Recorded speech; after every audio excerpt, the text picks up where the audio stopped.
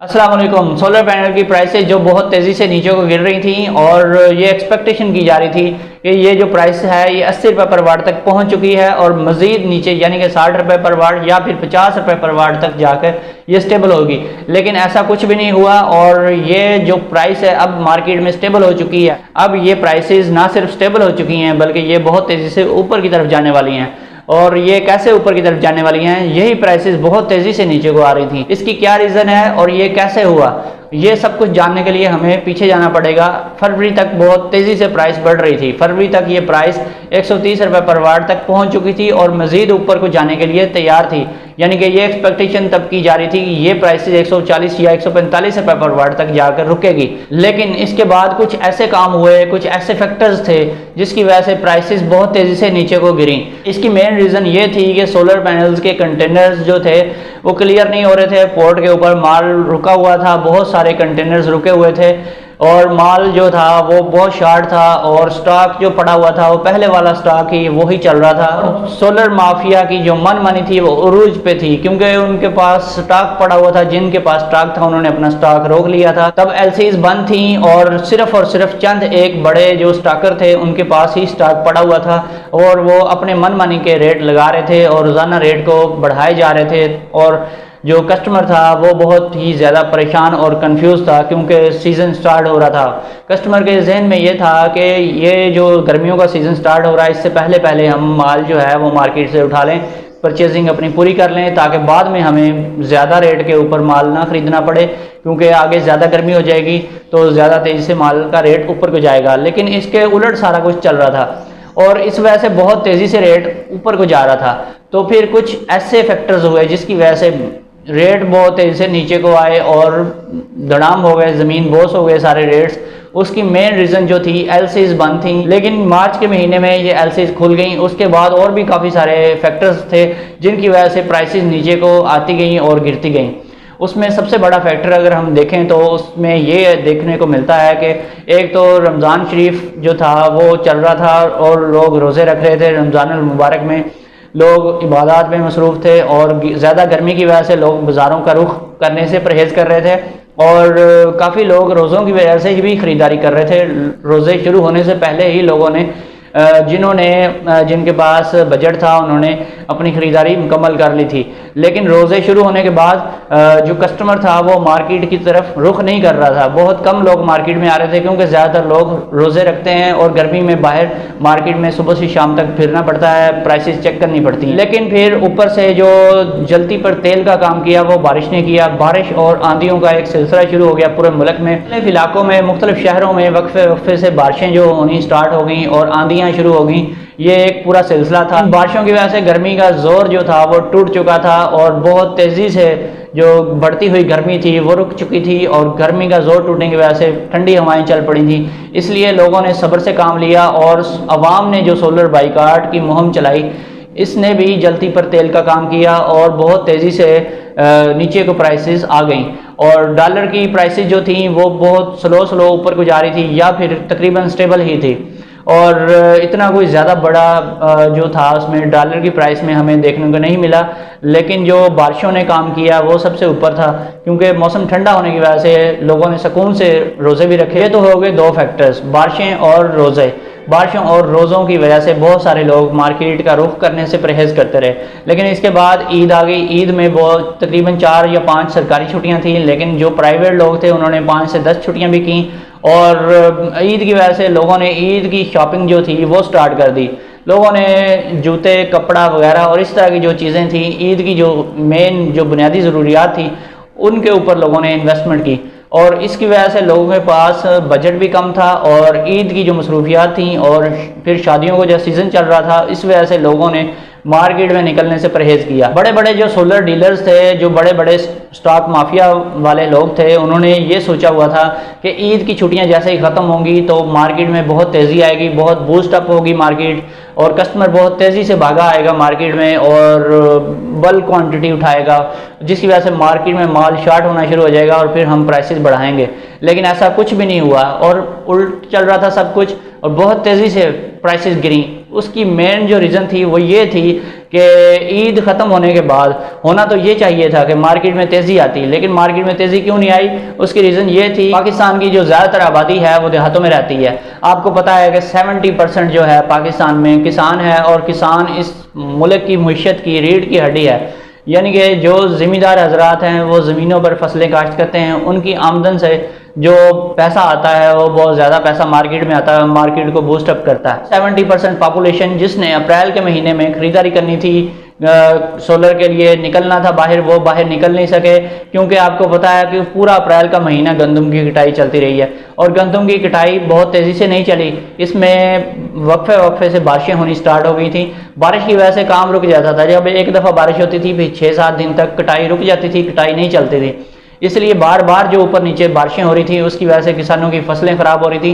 किसानों को अपनी पड़ी हुई थी कि हम जल्द अज जल्द इस गंदम की जो पूरे साल की हमारी कमाई है इसको संभाल लें, नहीं तो ये सारी आंधी की वजह से नीचे ज़मीन के ऊपर लेट गई है और इसमें से दाने निकल निकल के ज़मीन में गिर रहे हैं और ज़ाया हो रहे हैं। अप्रैल के महीने में किसान भाइयों ने सोलर पैनल्स की ख़रीदारी के लिए बाहर निकलना था, वो तेज़ी से निकलना था, लेकिन वो तेज़ी से बाहर नहीं निकल सके क्योंकि उनको अपनी फसल संभालनी थी जो तेज़ी से बारिश की वजह से ख़राब हो रही थी, और बारिशों ने रही सही कसर पूरी कर दी। बारिशों की वजह से मौसम जो था उसमें गर्मी का जोर टूट चुका था। हालांकि पूरी जो सोलर इंडस्ट्री थी, पूरा जो सोलर माफिया था, वो एक्सपेक्टेशन यही कर रहे थे, जो बड़े बड़े स्टॉक करने वाले हैं वो यही एक्सपेक्टेशन कर रहे थे कि मई के महीने में तो हर सूरत प्राइसेस बढ़ेंगी, इसलिए उन्होंने काफ़ी ज़्यादा स्टॉक कर लिया था।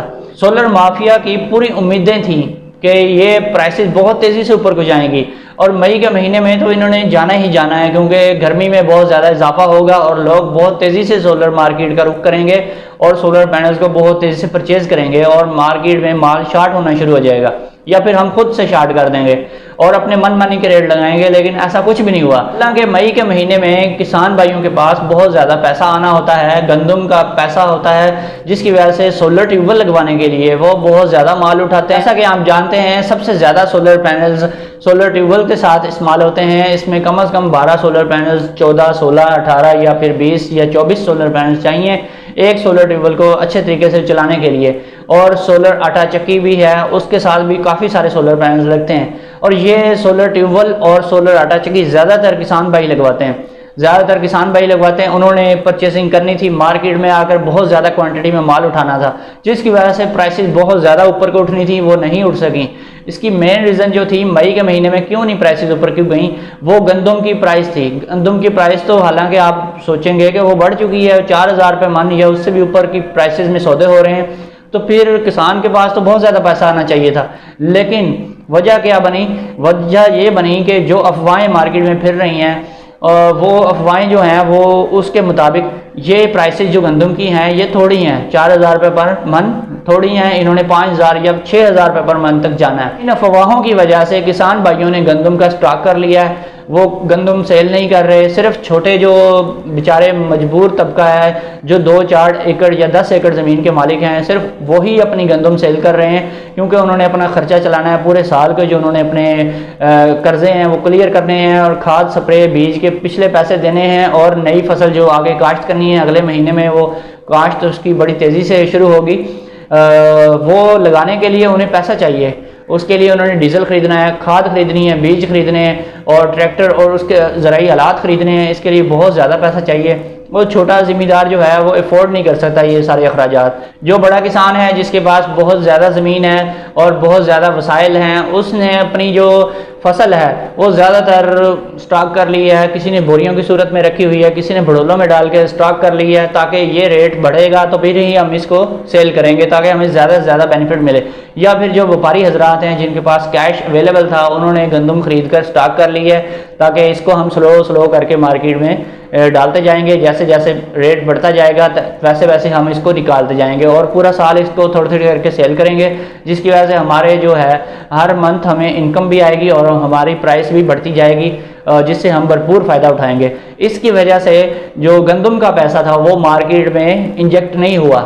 इस पैसे को जो हर साल इंजेक्ट होता है, अप्रैल मई के महीने में इंजेक्ट होता है, बहुत तेज़ी से बूस्टअप मिलता है। जितने भी बाज़ार में कारोबार हैं वो बहुत ज़्यादा तेज़ी से चलते हैं, उनको बूस्टअप मिलता है, वो नहीं मिला।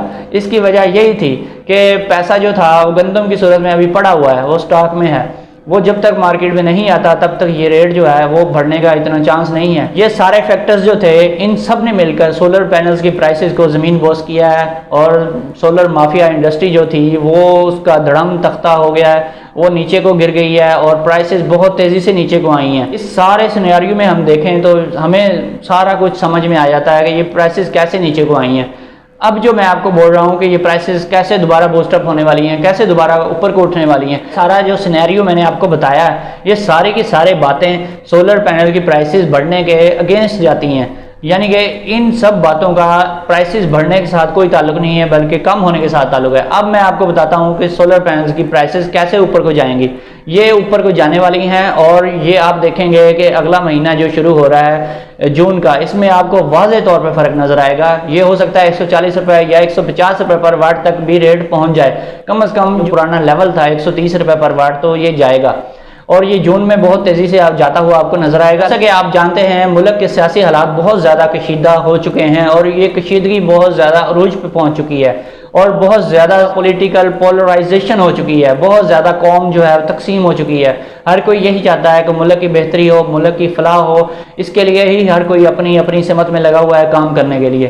तो इसकी वजह से बहुत ज़्यादा तेज़ी से हमारी जो मीशत है वो नीचे को जा रही है। मीशत का पहिया स्लो हो गया है, तकरीबन रुकी हुई है या स्लो हो चुकी है, ये बहुत तेज़ी से नीचे को जा रही है। जब भी सियासी हालात कशीदा होते हैं, जैसा कि पिछले 3-4 साल से सियासी हालात ये 4-5 साल से कशीदा चल रहे हैं, बहुत ज़्यादा हालात कशीदा हैं, बहुत ज़्यादा सियासी जो है लड़ाइयाँ हो रही हैं मुल्क में और इसकी वजह से बहुत तेज़ी से हमारी मीशत नीचे को जा रही है। जब तक ये सियासी पोलराइजेशन ख़त्म नहीं होती तब तक हमारा मुल्क तरक्की नहीं कर सकता। इसकी वजह से डॉलर की प्राइस भी बहुत तेज़ी से आपको ऊपर को बढ़नी शुरू हो जाएगी, जो नज़र आएगी। अल्लाह ना करे कि मुल्क के हालात ख़राब हों या डॉलर की प्राइसेस ऊपर को बढ़ें या हमारी मीशत जो है नीचे को जाए। जब मुल्क की मीशत नीचे जाती है तो फिर हमारी सबकी मीशत ख़राब होती है। तो अल्लाह से दुआ मांगनी चाहिए कि हमारे मुल्क के हालात ठीक रहें। लेकिन जो नज़र आ रहा है वो यही है कि 15 मई के बाद एक तो जो है इलेक्शन होने का प्रेशर है, वो पता नहीं होते हैं या नहीं होते। अगर होते हैं तो फिर भी डॉलर की प्राइस ऊपर को जाएगी, अगर नहीं होते तो फिर भी बहुत ज़्यादा हालात ख़राब होंगे। तो ये मेन रीज़न जो है वो ये है कि अब डॉलर की वजह से सोलर इंडस्ट्री जो है वो तेज़ी से ऊपर को जाएगी और सोलर पैनल्स की प्राइसेस बढ़ जाएंगी। सियासी हालात और मुल्की मईशत और डॉलर के रेट की वजह से, एक तो ये फैक्टर्स हैं जो मैंने आपको बता दिए, इनकी वजह से सोलर प्राइसेस ऊपर को जाएंगी। दूसरी जो मेन रीज़न है वो ये है कि बारिशों का जोर टूट चुका है, ठंडी हवाएं जो पहले चल रही थी वो रुक चुकी हैं, अब गर्म लू चल रही है, बहुत गर्म हवा है और बहुत गर्म मौसम होने वाला है। गर्मी की जो शिद्दत है उसमें इजाफा जो है वो 15 मई से एक्सपेक्टेड है। 15 मई के बाद जो आगे जून का जो है, जिसे पंजाबी में बोलते हैं कि पख लग जाता है, वो पख जो है 15 दिन पहले लग जाता है जून का, और वो 15 मई के बाद गर्मी की शिद्दत में बेतहाशा इजाफा होने वाला है। 15 मई के बाद ही ये सारा कुछ होने वाला है। मुल्क की मीशत भी ख़राब हो रही है, अल्लाह ना करे, और डॉलर की प्राइसेस भी बढ़ने वाली हैं और सियासी हालात, ये सारा जो कुछ चल रहा है इसकी मेन रीज़न सियासी जो कशीदगी है, इसमें तेज़ी से इजाफा होने की वजह से ये सारे हालात पैदा हो रहे हैं। इसकी वजह से सोलर की प्राइसेस बहुत तेज़ी से ऊपर को जाने वाली हैं और आप लोग जो हैं, और आपने एसी भी स्टार्ट कर देने, मौसम की शिद्दत की वजह से एसी चला देने हर किसी ने अपने अपने, और अभी तक जो है बगैर एसी के गुजारा हो रहा था। अब लोगों ने एसी और एयर कूलर्स वगैरह चला दिए हैं और जो एक आध पंखा चलाकर गुजारा कर रहे थे अब उन्होंने भी ज़्यादा पंखे चला दिए हैं। और अब जो अगले महीने में जून में बिल आएगा वो बहुत ज़्यादा बिल आएगा लोगों का, जिसकी वजह से लोग एक दफ़ा तड़प उठेंगे और मार्केट के रुख करेंगे, बहुत तेज़ी से मार्केट में जाएंगे, सोलर पैनल्स की परचेजिंग पूरी करेंगे अपनी, और इस वजह से बहुत ज़्यादा जो है सोलर प्राइसेस ऊपर को जाएंगी। लेकिन ये आपको ऐसा नहीं करना चाहिए। आपको चाहिए कि अभी से सोलर पैनल्स एक एक दो दो करके परचेज़ करने स्टार्ट कर दें और अपना काम चलाएं। बहुत ज़्यादा सोलर पैनल्स हरगिज़ मत खरीदें, 2 पैनल या 4 पैनल मैक्सिमम खरीदें। आपको जैसा कि पता है 545 वाट के अगर आप 4 पैनल यूज़ कर लेते हैं तो आपके पूरे घर का निज़ाम चल सकता है, सिवाय एसी के और हैवी लोड के। आप जितने भी 8-10 पंखे हैं या फिर आपके घर में जो वॉशिंग मशीन, इस्त्री, फ्रिज वगैरह है, जो भी बरकी आलात हैं छोटे मोटे, वो सारे चल जाते हैं। ये 4 पैनल जो हैं आपके लिए काफ़ी हैं। अगर आपकी छोटी फैमिली है तो फिर आपको 2 पैनल ही लगाने चाहिए। ज़्यादा इसके ऊपर इन्वेस्टमेंट करेंगे, बहुत तेज़ी से माल परचेज़ करेंगे, तो इसकी वजह से बहुत तेज़ी से इसका रेट ऊपर को जाएगा। जो सोलर माफिया है बेलगाम हो जाता है। ऐसे मौक़ों का सबसे ज़्यादा फ़ायदा जो स्टॉक माफिया है वो उठाता है, वो माल की शॉर्टेज कर देता है, वो अपने गोदाम भर लेता है और जब कस्टमर आता है उसे बताता है यही 2-4 पीस पड़े हुए हैं, भाई ये लेने हैं ले लो, नहीं तो ये भी कल और रेट होगा। कल नहीं बोलते, वो बोलते हैं अभी 1 घंटे के बाद दोबारा आओगे तो रेट और होगा। हम रेट कम नहीं कर रहे, ना ही कम होने वाला है, ये पीछे से रेट बढ़ रहा है। इस तरह की हज़ारों बातें उनके पास होती हैं और माल कमाने में मसरूफ़ हो जाते हैं। वो खूब फ़ायदा उठाते हैं लोगों की मजबूरियों से। आप इस तरह से अपने आप को इन लोगों के हाथों में ना दें। आप कोशिश करें 2-2 सोलर पैनल ख़रीदें, 1-1, 2-2 या 4-4 सोलर पैनल ख़रीदें और अपना काम चलाएं। और ये 2-4 महीने जो गर्मी के निकालें, उसके बाद सर्दी का मौसम जब स्टार्ट हो जाएगा तो फिर बहुत ज़्यादा लोग जो हैं वो सोलर की तरफ नहीं जाएंगे और मार्केट में मंदा होगा, हर चीज़ सस्ती होगी या फिर रेट स्टेबल हो जाएगा, तो फिर आपने ज़्यादा पैनल्स तब ख़रीदने हैं। तो कोशिश करें कि आप तरीके से चलें ताकि सोलर पैनल्स का रेट बहुत ज़्यादा ना जाए, ताकि गरीब जो लोग हैं, जो बेचारे पैसे जमा कर रहे हैं, जिन्होंने अभी ख़रीदारी करनी है, वो अपनी ख़रीदारी सुकून से कर सकें। वीडियो पसंद आई है तो वीडियो को लाइक एंड शेयर करें और अगर चैनल पर आप नए आए हैं तो चैनल को सब्सक्राइब कर लें। फिर मिलेंगे एक नई वीडियो के साथ। ओके, अल्लाह हाफिज़।